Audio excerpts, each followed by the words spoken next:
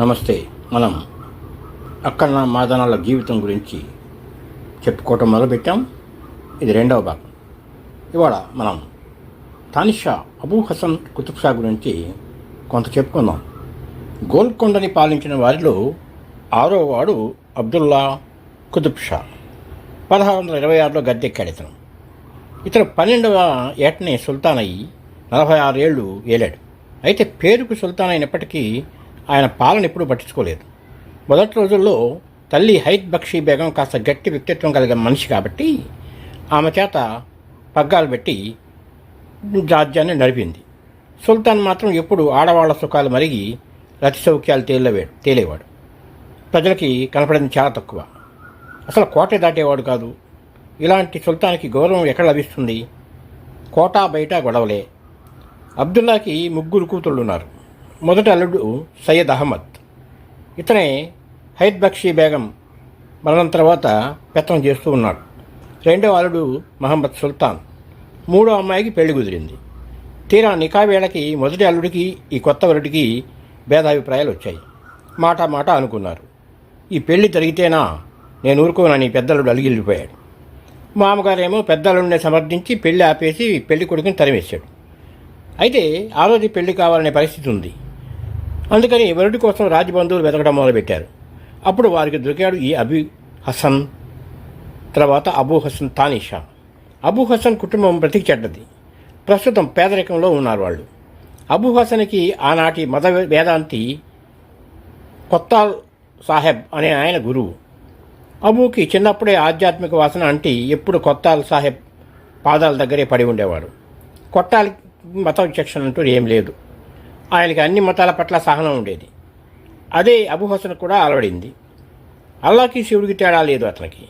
ఆ పుణ్యం వల్లే తర్వాత కాలంలో రామదాసు కూడా కనపడిన శ్రీరామ లక్ష్మణుడు ఈ అబూ హసన్కి కనపడి ఆయనతో మాట్లాడారు కూడాను. మనకు తెలుసు ఆ సంగతి. దేవుని కరుణ వల్ల, గురువు ఆశీస్సు వల్ల ఈ అబూ హసన్కి అబ్దుల్లా తానిషా యొక్క 3వ అల్లుడు అయ్యే అదృష్టం పట్టింది. దాదాపు అబూ హసన్ని లాక్కెళ్ళి నికా వైభవంగా చేశారు. అలా అయ్యాడనమాట ఈ అబూ హసన్ తానిషా. సరే, 1671లో మామగారు అబ్దుల్లా తానిషా పైకి వెళ్ళిపోయాడు. మామగారి తర్వాత కోటలో అధికారం కోసం తన్నులాటలు ప్రారంభమైంది.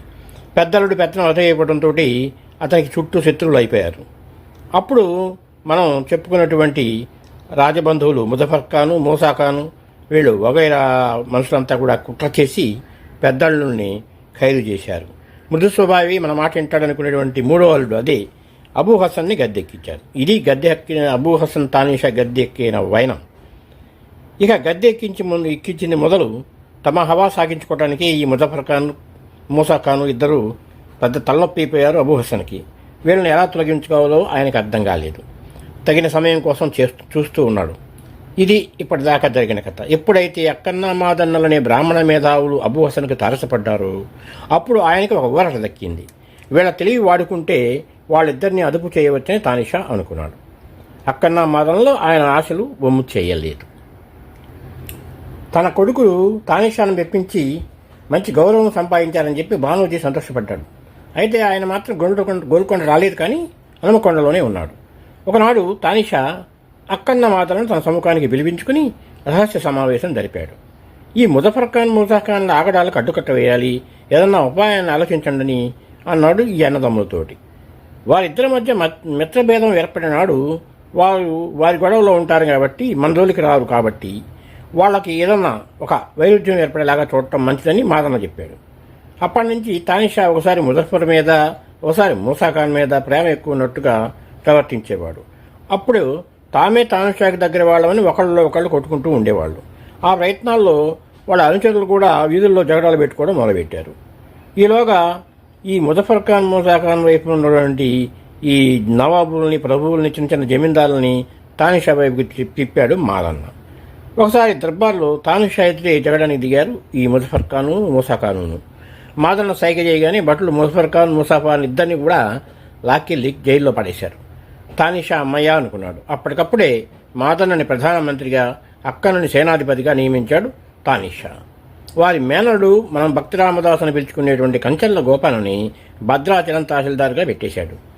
కొడుకులకు కోటలో ఒక స్థానం ఏర్పడిందని తెలిసిన తర్వాత బానోజీ కూడా తన భార్యతో గోల్కొండ చేరాడు. అక్కన్న మాదన సోదరులకు కూడా కోటలో తగిన గౌరవాలు, తగిన ఉద్యోగాలు దక్కాయి. కోటకి తూర్పున సాహుబండ అనే చోట సోదరులు ఇద్దరు కూడాను 1672లో సొంత భవనాలు అద్భుతంగా కట్టుకుని ఒక మంచి రోజు చూచి గృహప్రవేశం చేశారు. తానీషాకి అక్కన్న మాదనల బాధ్యతలు తీసుకున్నాక నిశ్చింత ఏర్పడింది. ఎందుకంటే మొత్తం మాదన అతని తెలివితేటలతోటి ఈ మంత్రాంగం అంతా నడవడం వల్ల పాలనాల విషయంలో తానీషాకి భారం తగ్గింది. అప్పటి నుంచి ఆయన వినోద కార్యక్రమాల్లోనూ ఆధ్యాత్మిక కార్యక్రమాల్లో మునిగి వీలు బాగా కుదిరి దాంట్లో పడిపోయాడు ఆయన. ఆ సోదరులిద్దరూ కూడా ఒక భక్తుడు, వైరాగ్య భావాలు కల ప్రభువు దగ్గర సేవకు కుదిరాము అన్న సంతృప్తితో ఉన్నారు. ఇద్దరు ఏ రాజకార్యం చేసినా తానిషా తప్పకుండా మాత్రం చేసేవాళ్ళు కాదు. అంతకుముందు పరిస్థితి ఇలా ఉండేది కాదు. ఏ పని చేసినా కానీ తానిషా కూడా చెప్పేవాళ్ళు కాదు సర్దారులు. వాళ్ళ పని వాళ్ళు చేసుకుంటూ పోయేవాళ్ళు. అప్పుడు రాజ్యం అంతా గందరగోళంగా ఉండేది. ప్రజలు చాలా ఇబ్బందులు పడేవాళ్ళు. అక్కన్న మాదనలు ముందు కొండల్లో దాగి రాజద్రోహం చేసేవాళ్ళని బంధించి ఖైదులో పడేశారు. ప్రజాపీడకులైనటువంటి జమీందారులను, శిబేదారులను తొలగించి ధర్మపరులను, పాపభీతి కలవారని నియమించారు. రైతులు చెల్లించాల్సినటువంటి పన్నులు క్రమబద్ధీకరించి ఒక లెక్కగా ఉండేట్టు చూశారు వాళ్ళు. అర్హత కలవారికి ఈనాములు, అగ్రహారాలు ఇచ్చారు. దాన ధర్మాలు బాగా ప్రోత్సహించారు. వాళ్ళు కూడా చేసేవాళ్ళు. గోల్కొండ సామ్రాజ్యం చాలా పెద్దది. గంజాం నుంచి పుదుచ్చేరి దాకా ఉండేది. ముఖ్యంగా ఆంధ్ర ప్రాంతం పాడి పంటలతో, సిరి సంపదలతో తొలగదొరిగేదన్నమాట. ఆ యొక్క ఆంధ్ర ప్రాంతం నదీ తీరాల్లో విలువైన వజ్రాలు కూడా దొరికేవి. కోటకి ఏటా 3 కోట్ల ఆదాయం ఉండేది. ఇంత వైభవం ఉంటే శత్రువులు కళ్ళు పడకుండా ఉంటాయా? శత్రువులు తయారవుతారు కదా. దీని తర్వాత భాగాన్ని మనం ఇంకొకసారి చెప్పుకుందాం. Thank you. నమస్తే.